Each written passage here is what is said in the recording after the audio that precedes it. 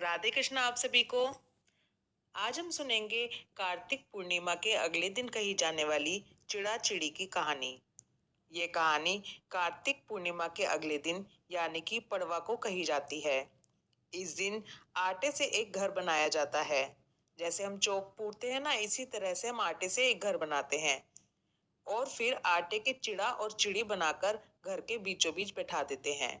फिर चिड़िया को लाल रंग के और चिड़े को सफेद रंग के कपड़े पहनाए जाते हैं। इस घर को दाल चावल इन सब चीजों से भर दिया जाता है। इस घर में 5 दीपक जलाए जाते हैं। फिर चिड़ा चिड़ी को खील बताशे का भोग लगाया जाता है। इसके बाद चिड़ा चिड़ी की कहानी सुनते हैं और भगवान से प्रार्थना करते हैं कि जैसे ये घर है ऐसे ही हमारा घर भी अपना हो और वो धन धान्य से भरा रहे। इस दिन खिचड़ी बनाई जाती है और खिचड़ी में खूब सारा घी डालकर आम के अचार के साथ भगवान को भोग लगाया जाता है और फिर खुद भी खिचड़ी खाकर अपने कार्तिक व्रत को पूरा किया जाता है। चलिए अब आपको कहानी सुनाती हूँ। 4 चिड़िया थीं। चारों ही चिड़िया कार्तिक मास में कार्तिक नहाया करती थीं।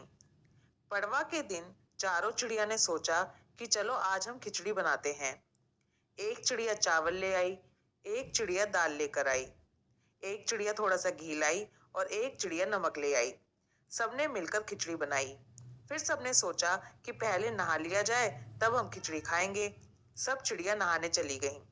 पहले एक चिड़िया आई, उसे बहुत जोर से भूख लगी।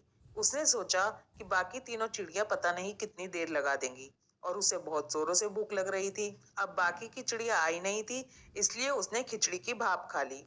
भाप खाकर वो चिड़िया सो गई। इतने में दूसरी चिड़िया आई।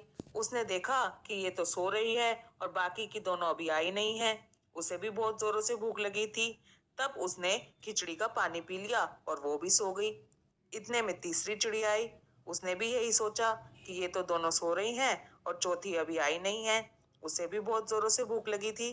तब तीसरी चिड़िया ने खिचड़ी खा ली और वो भी सो गई। तब वहां पर चौथी चिड़िया आई। उसने देखा कि अरे ये तीनों तो खिचड़ी खा पी कर सो गई। उसने क्या किया, जो खिचड़ी की खुरचन बची थी वो खा ली और वो भी सो गई।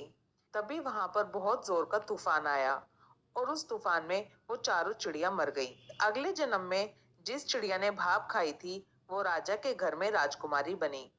दूसरी चिड़िया जिसने खिचड़ी का पानी पिया था वो कुम्हार के घर पैदा हुई। जिस चिड़िया ने खिचड़ी खाई थी उसने ब्राह्मण के घर जन्म लिया और जिस चिड़िया ने खुरचन खाई थी वो राजा के महल में हथनी बनी। कुम्हार की लड़की राजकुमारी की दासी बनी। ब्राह्मण की लड़की राजकुमारी की सहेली बनी। हथनी भी राजा के यहीं पर थी। राजकुमारी को अपने पिछले जन्म की सारी बातें याद थी। जब राजकुमारी की शादी हुई और वो विदा होने लगी तो राजा से बोली कि पिताजी, मैं अपने साथ अपनी सहेली और अपनी दासी को भी लेकर जाऊंगी। राजा ने कहा ठीक है, ले जाना। राजकुमारी ने कहा कि पिताजी, मुझे ये हथनी भी अपने साथ ही ले जानी है। राजा ने कहा ठीक है, ले जाओ। राजा ने अपने नौकरों को भेजा कि जाओ हथनी को ले आओ, लेकिन हथनी उठी ही नहीं। तब राजकुमारी खुद उसके पास गई और उसके कान में पिछले जन्म की सारी बातें कही, जिससे सुनकर वो हथनी तुरंत उठकर खड़ी हो गई। राजकुमार ये सब कुछ देख रहा था।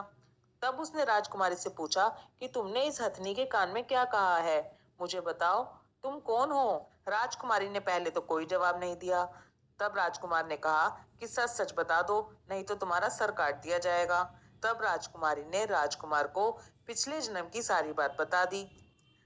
राजा ने भी सारी बातें सुनी और कहा कि कार्तिक नहाने का इतना फल है। तब राजकुमार ने भी कहा, कार्तिक नहाने का इतना फल है कि एक चिड़िया को मनुष्य की योनि मिली और वो भी राजा के घर में। तब तो हम दोनों भी जोड़े से कार्तिक नहाएंगे और खूब दान पुण्य करेंगे। आगे से उन्होंने ऐसा ही किया।